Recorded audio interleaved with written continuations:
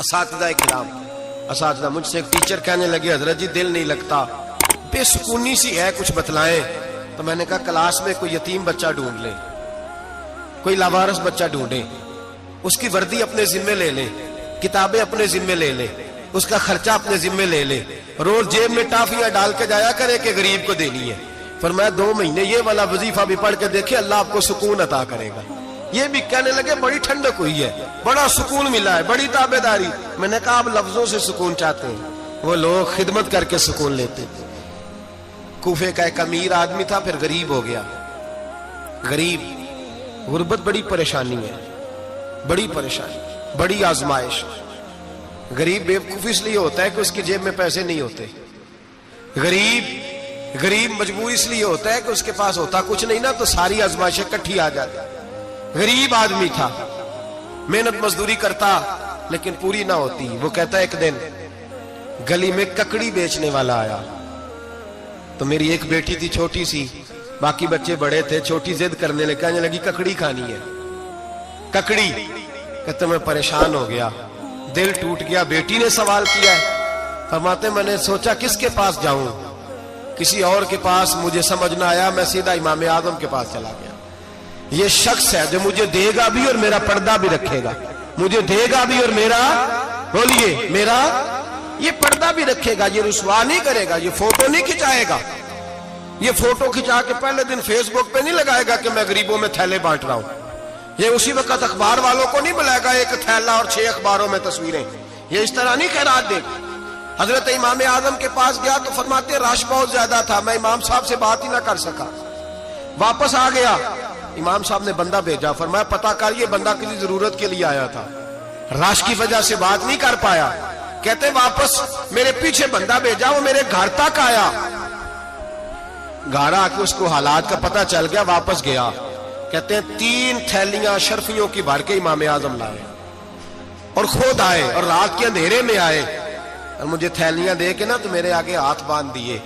मैंने कहा हुजूर हाथ क्यों बांधते हैं? आप फरमाने लगे यार दुख इस बात का है कि तू मेरा पड़ोसी था और तेरी गुर्बत का मुझे पता ही नहीं चला। तू मेरे इलाके का था और मैंने सोचा ही नहीं, मेरा अपना था, मुझे ख्याल ही नहीं आया। और मैं माफ कर दे, मेरी शिकायत ना करना कि ये मेरी तरफ तवज्जो नहीं करता था। इल्म भी था, अमल का नूर भी था, तकवे का हुस्न भी था, गरीब की मदद का जज्बा भी था।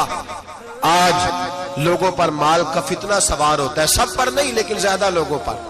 जैसे जैसे माल आता जाता है वैसे वैसे अकल भी आती जाती है, वैसे वैसे सियाने भी होते जाते हैं। कहते हैं वो भी कमाए, वो भी करे, मैं तो टेक्निकली बड़ा हूं, मैं अकलमंदी, मैं बड़ी।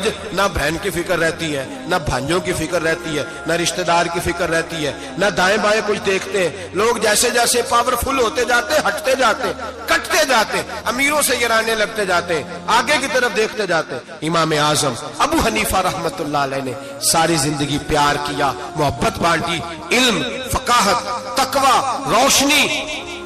आज लोगों को इल्म होता है पर इल्म का नूर नहीं होता। हमें बहुत सारी बातों का पता होता है पर वो बातें हमारे लफ्जों में होती हैं, हम उसके हुस्न से आगाह।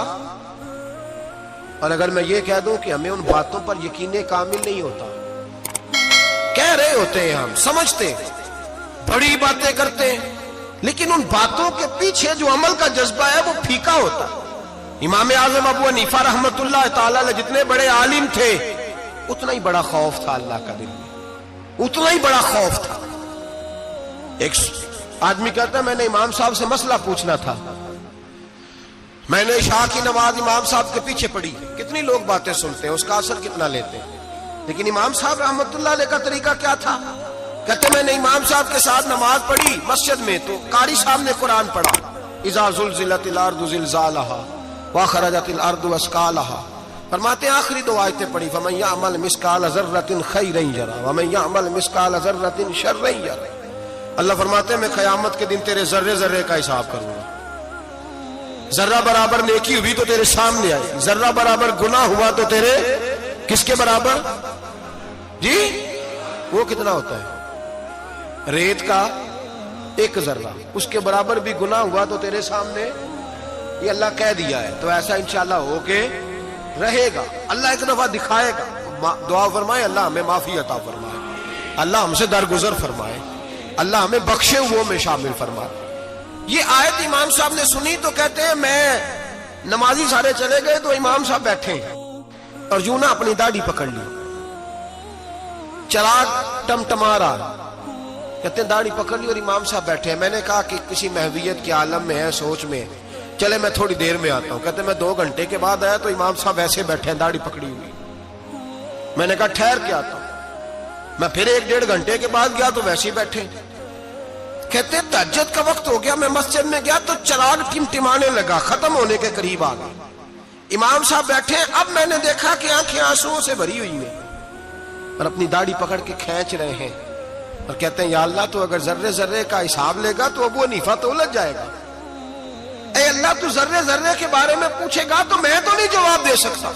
खुदा बंदा इस तरह कर, मेरे इन सफेद बालों पे रहम खा। ऐ अल्लाह मेरे बुढ़ापे पे मेहरबानी फरमा, मुझसे ना जर्रे जर्रे का पूछना, मैं बड़ा कमजोर हूं, मैं नहीं जवाब दे सकता। मौला मुझसे दरगुजर वाला मामला कर। कहते तड़प रहे इमाम साहब। फजर की अजान हुई तो इमाम साहब ने दाएं बाएं देखा, मैं पीछे खड़ा था। मैंने कहा हुजूर सारी रात ही गुजर गई, आप एक आयत सुन के परेशान रहे और मैं रोजाना 20 तकरीरें सुनता हूं, दर्जनों हदीसें सुनता हूं, मुझे तो असर नहीं होता।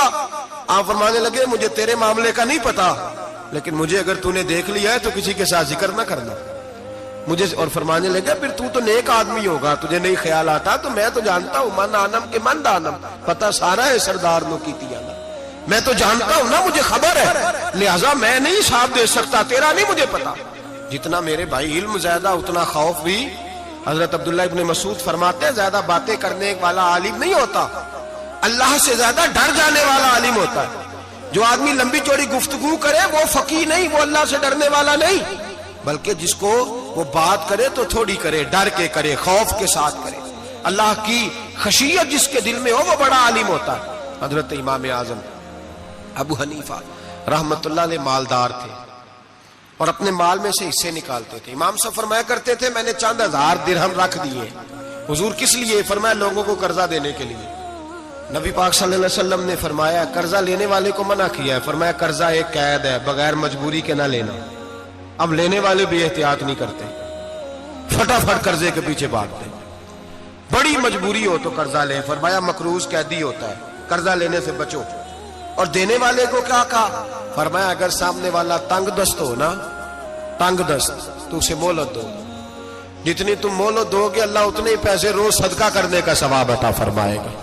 अगर तंग। एक साहब मुझे कहने लगे, मैंने रमजान शरीफ में ना कर्जे के हवाले से या कुछ अरसा पहले किसी मौके पर कर्ज के हवाले से को बात की, तो एक साहब मुझे कहने लगे हज़रत साहब जे किसी को लेना हो ना 20,000 तो उन्होंने तरा के ली दे, तो जे 20 करोड़ लेना हो तो फिर नहीं तराया जाता। मैंने कहा क्यों? कहने लगे 20,000 वाला बंदा माड़ा होंदा है ना, जेड़ा 20 करोड़ खा गया वड्डी मगरमच्छ होंदा है, उन्होंने तराया जा सकता। वो अगे बंदे तरले ही करते रहते चल भाई किवें दे सकना। वो जो 20,000 वाला ना माड़ा बंदा कहते तू देने ने कि तेरा बंदोबस्त करिए, कहते चौधरी साहब जुमेरात ले आओ किसी तरीके। जुमेरात माड़ा है ना। नबी पाक ने क्या फरमाया?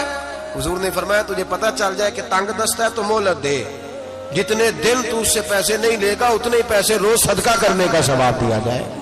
अब लोग जो तगड़ी मोटे मगरमच्छ है उनको मोहलत देते हैं, कहते जा जिथों लब दे नहीं ला, फिर कहते हैं नहीं आप बताएं आप कैसे दे सकते। और माड़ा बंदा इन्हें 2,000 देना है दुकान का, उसको दुकानदार कहता है कल साइकिल लेके तब गुजरना मेरे आगे से अगर पैसे देने हैं तो मैंने साइकिल रख लेना। डरना चाहिए अल्लाह पाक। हमें पता होता है सामने वाला गरीब है, तंग दस्त मजबूर है, से मोहलत देनी। इमाम साहब कहते हैं मैंने कुछ पैसे रखे हुए थे, पस मंजर ये था कि गरीब लोग आते हैं तो मैं उनकी मदद करूंगा। इमाम आजम अबू हनीफा ने एक बंदे से पैसे लेने थे और हाल ये था कि आप धूप में खड़े थे, साथ उस बंदे का मकान था। लोगों ने कहा हजरत दीवार के साये में हो जाए, फरमाने लगे इससे पैसे लेने हैं, अगर साये में खड़ा हुआ तो सूद में शुमार हो जाएगा, मैं इससे फायदा नहीं ले सकता। एक बंदे से कर्जा लेना था, वो आपको देख के गली और दूसरी गली में चला गया, रास्ता बदल गया और छुप गया। इमाम साहब रोने लगे, कहने लगे अल्लाह मैं इतना बुरा हो गया हूं कि तेरे बंदे मुझसे छुपने लगे, उसको ढूंढ के लाए, क्यों छुपता है? कहा हुजूर आपके पैसे देने हैं। आपने फरमाया जा मैंने अल्लाह की रजा के लिए माफ किए, आज के बाद छुपना ना, इसलिए मैं नहीं चाहता कि तुझे कोफ दो, तू मेरी तरफ देख के छुपने लगा है, मेरी तरफ देख के। गरीब तो भाई गलियों में घुसते फिरते हैं कि कोई बंदा